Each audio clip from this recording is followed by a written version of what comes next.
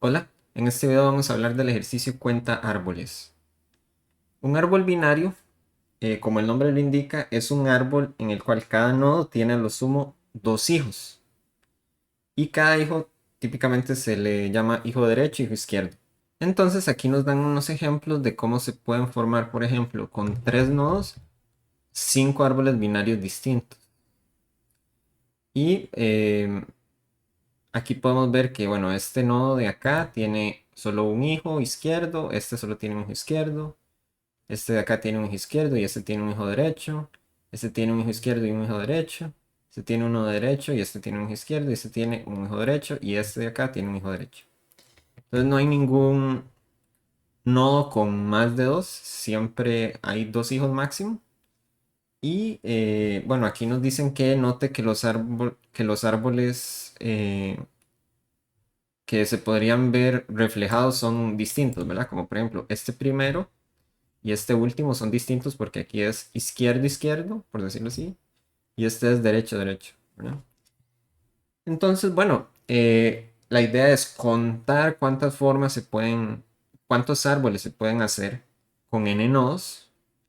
Y nos dicen también que la salida, sacarla módulo 10 a la 6. Bueno, y esto tiene que ver con aritmética modular, que ya se ha visto en algún video y también está disponible como tema en los libros, ¿verdad? Recomendados. Pero entonces vamos a ver la explicación de la idea de fondo. Lo que vamos a tratar de ver es cómo usar recursividad y luego también cómo usar memorización. Recordemos que eso es parte de algo que se llama programación dinámica. Entonces, bueno, vamos a ver cómo se aplica en este ejercicio y bueno, empecemos con... Bueno, entonces veamos cómo si tenemos n igual 3 podríamos determinar cuántos árboles binarios existen, ¿verdad? Sabemos que vamos a empezar con un nodo, ¿verdad? Entonces, este es uno de los nodos. ¿Y cuántos hijos podría tener este nodo? Bueno, podría tener a lo sumo dos hijos, ¿verdad? Porque ya usamos un nodo. Entonces, ¿cómo podemos distribuir los hijos? Pensemos que tenemos como dos ramitas, ¿verdad? Entonces, puedo asignar una cantidad de hijos como hijos izquierdos y otra cantidad como hijos derechos. Entonces, ¿cuáles son las opciones posibles? Podría escoger, eh, empezando así como con el número más grande, podría escoger incluir dos hijos por esta rama, ¿verdad? Entonces, podríamos hacerlo así, dos aquí y cero acá, ¿verdad? Entonces, si nos vamos por esto, tenemos la opción de, por ejemplo, hacer el árbol así. Esta es una opción. O la otra opción es hacerlo así, ¿verdad? Pero todos estos, digámoslo así, están como a la izquierda de este porque decidimos mandarlos como por el subárbol izquierdo, ¿verdad? Entonces, ¿qué otras opciones tenemos? Bueno, podríamos, si tenemos 2 y cero, también podríamos tener uno y uno. Es decir, mandamos uno a la izquierda y uno a la derecha y bueno, esto es exactamente esto. Y también tenemos la opción de tener cero aquí y 2 acá. Entonces, ¿qué vamos viendo? Que bueno, podemos como tener una cantidad de n-1 de este lado y, y 0 acá y luego ir pasando como uno cada vez hacia la derecha hasta que tengamos cero y n-1. Entonces, tal vez con otro ejemplo, digamos n igual 5, ¿verdad? Tendríamos 5 nodos y el primer nodo puede tener 4 hijos, ¿verdad? Porque usamos un nodo. Entonces tendríamos la opción de en cada una de las ramas, digamos como hijos izquierdos, hijos derechos, o bueno, subárbol izquierdo, subárbol derecho, podemos asignar 4 aquí, 0 acá, o 3 aquí y 1 acá, o 2 aquí, 2 aquí, 1 aquí, 4 acá, bueno, 3 más bien, y 0 acá, 4 acá. Entonces, todas estas son las opciones que hay. Ok, entonces, recursivamente hablando como en una fórmula, eh, hay que ver también que la forma, por ejemplo, de que si aquí creo un subárbol de tamaño 3 y aquí creo un subárbol de tamaño 1, la manera en la que se construya el árbol izquierdo no tiene nada que ver como se construye el árbol derecho una vez que ya los números están asignados, ¿verdad? Entonces, se puede simplemente multiplicar las formas de hacerlo con 3 con los que se hacen en uno, y este es uno de los casos, ¿verdad? Entonces, veamos un poco más como la fórmula propiamente. Si tenemos por ejemplo, el conteo, cuántas formas en las que se puede hacer el árboles con 3 nodos, eso es igual al conteo de maneras en las que se puede hacer con 2, bueno, multiplicado por las que se puede hacer con 0, más las que se pueden hacer con 1 por las que se pueden hacer con 1 aquí, las que se puede hacer con 0 y aquí multiplicando por 2. Y bueno, si lo tendríamos con 5, ¿verdad? Aquí empezaríamos con 4, 3, 2, 1 y multiplicando por 0, 1, 2, 3, 4. Y así igual. Entonces cada uno de los sumandos de acá termina siendo una de las distribuciones de hijos, ¿verdad? En el subárbol izquierdo, el subárbol derecho, y estamos sumando todos. Si lo quisiéramos escribir en una notación matemática, por ejemplo, podríamos hablar que el conteo de n es igual a la suma, esa es notación sigma, que le llaman, la suma de i igual 0 hasta n menos 1 de el conteo de n menos i menos, bueno, n menos 1 menos i por el conteo de i. ¿Y esto qué es lo que hace? Básicamente es como el for, ¿verdad? Que i toma todos los valores desde 0 hasta n menos 1. Entonces, al principio va a ser n menos 1 menos 0. Entonces, en este caso es 2. Y el de acá va a ser 0. ¿Verdad? Y así va. Entonces, esta suma de acá arriba es la misma que esta de abajo, cuando n es igual a 3. Okay. Entonces, ¿por qué podemos usar programación dinámica? Porque notemos que, por ejemplo, aquí, cuando calculamos esta multiplicación, estamos obteniendo cuál es el conteo de 2.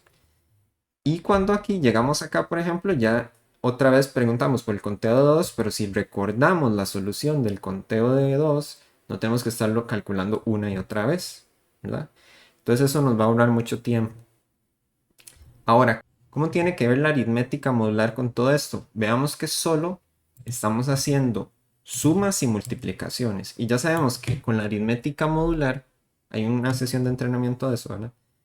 Que si sabemos, bueno, que si sumamos eh, distintas cosas o multiplicamos, si queremos al puro final obtener cuál es el módulo, por ejemplo, módulo 1.000.000, lo que podemos hacer es siempre que hacemos una multiplicación o una suma, podríamos agregar el modo acá.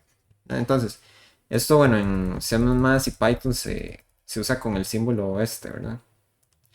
Y entonces puedo hacer 1.000.000, ¿verdad?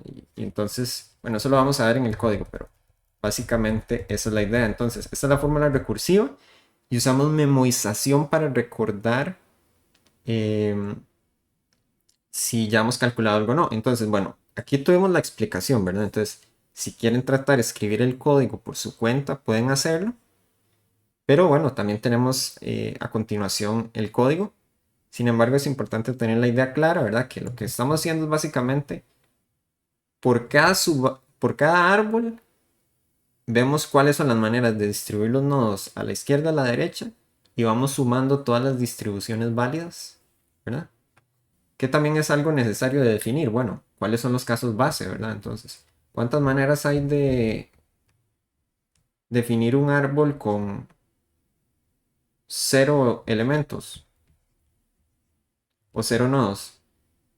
Uno, ¿verdad? Porque nada, o sea, ya está, por decirlo así. Y con uno es uno, ¿verdad? Porque simplemente tenemos un árbol que es esto y ya, ¿verdad? Entonces, esto nos va a ayudar a definir en el código. Pero entonces vamos a empezar con la solución en Python. Ok, estamos en Python, entonces vamos a ir a copiar la plantilla. Está. Y entonces, bueno, en el ejercicio nos dan un n, que vamos a leer.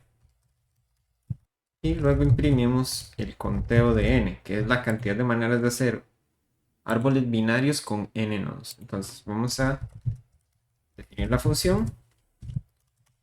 Entonces hay par de casos base. Si n es igual a 0 o si n es igual a 1, vamos a retornar 1.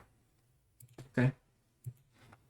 Y luego ya viene la suma que habría que hacer. Entonces, podríamos hacer un total igual 0. Y entonces, desde i igual 0 hasta n menos 1, pero vamos a ver, sería 0 y tiene que llegar como máximo a n menos 1 según esta fórmula. Entonces podemos dejarlo justamente así, porque esto tiene el rango donde se excluye el n. Entonces tenemos que el total, hay que sumarle el conteo de n menos 1 menos i por conteo de i. Ahora, esto es una multiplicación y recordemos que queremos ir sacando el módulo 1.000.000 según lo que nos piden en la respuesta. Entonces vamos a crear esta constante que va a tener 1.000.000 aquí. Entonces podemos luego referenciarla aquí. Entonces podemos decir, ok, módulo mod aquí. Entonces está sacando el valor módulo 1.000.000. Pero además aquí estamos haciendo una suma. Entonces justamente después de ajustar ese total vamos a sacarle también el módulo. Entonces ahí vamos calculando la suma. Y al final vamos a retornar ese total. Entonces vamos a probar cómo nos da si ejecutamos el programa como por ejemplo si con 3. Entonces nos está dando que la respuesta es 5, que es lo que esperábamos. Pero esto todavía se puede volver un poco lento. Veamos el caso de 1000. Vamos a ver qué pasa si lo ejecutamos con 1000. Bueno, nos está diciendo que se ha llegado a la máxima profundidad de recursión. Eso es porque a partir de 900 y algo,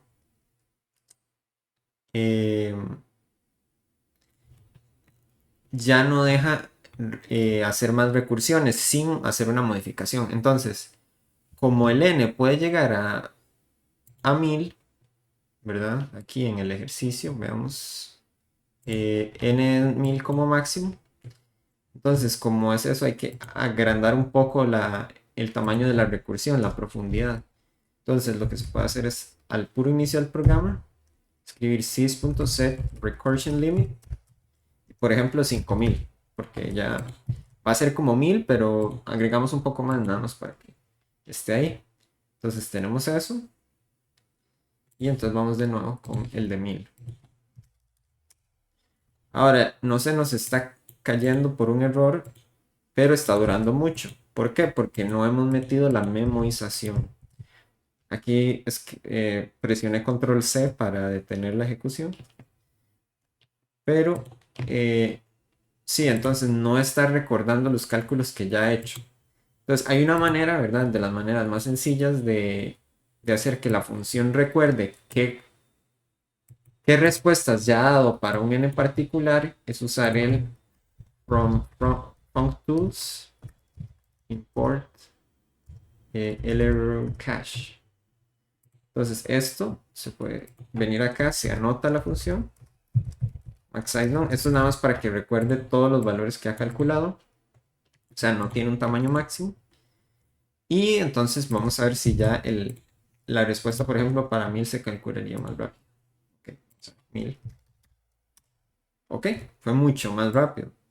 Porque ya siempre que se va a hacer una recursión, si ya conoce el valor del conteo, nada más se vuelve inmediato, ¿verdad? ¿Y cuál es la complejidad del tiempo? Bueno, en programación dinámica lo que hay que recordar es cuántos problemas o subproblemas hay y cuánto dura calculando. Sí, ese es su problema. Entonces, ¿cuántos problemas hay? Bueno, el conteo desde 0 hasta 1000. Esos son todos los problemas posibles. Entonces, tenemos 1000, por decirlo así, cuando n es la cantidad de problemas, básicamente. O n más 1, pero n, ¿verdad?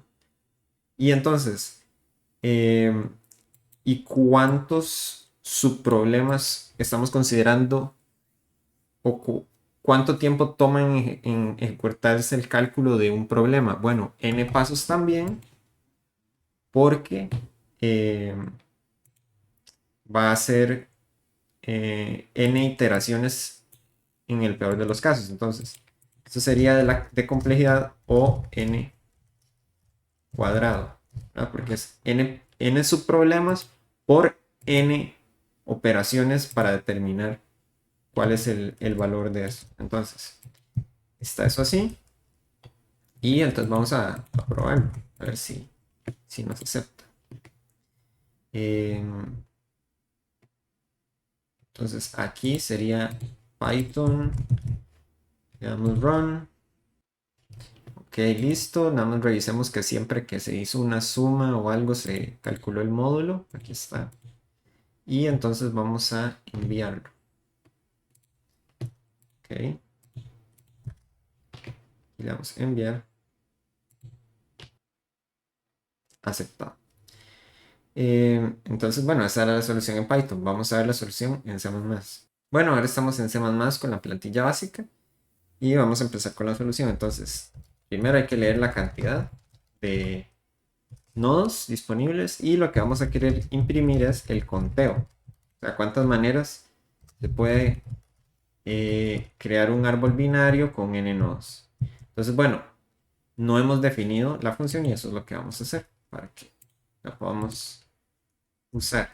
Entonces, tendríamos, vamos a, aquí, bueno, lo recomendable sería usar long long. Entonces podemos escribir long long conteo. ¿Por qué long long? Porque, por ejemplo, podemos estar multiplicando números menor, por ejemplo, 1.000.000 por 1.000.000. Y 1.000.000 por 1.000.000 da, o aproximadamente, puede dar 10 a la 12, o sea, 1.000.000 de millones, que eso ya excede el máximo del valor que se puede almacenar en un entero como este, que es como hasta, por decirlo así, unos 2.000.000.000. Entonces, vamos a usar este que tiene valores de hasta 10 a la 18, 10 a la 19 en algunos casos. Me parece que eh, puede soportarlo. Entonces, vamos a usar long long acá. Entonces, bueno, vamos con los primeros, los casos básicos. Sería si n es igual a 0 o n es igual a 1. La respuesta va a ser 1. Solo hay una manera de hacer el árbol con esa cantidad de nodos. Y luego, bueno, vamos a tener que hacer la suma que ya hemos visto. Bueno, podemos poner que el total es 0.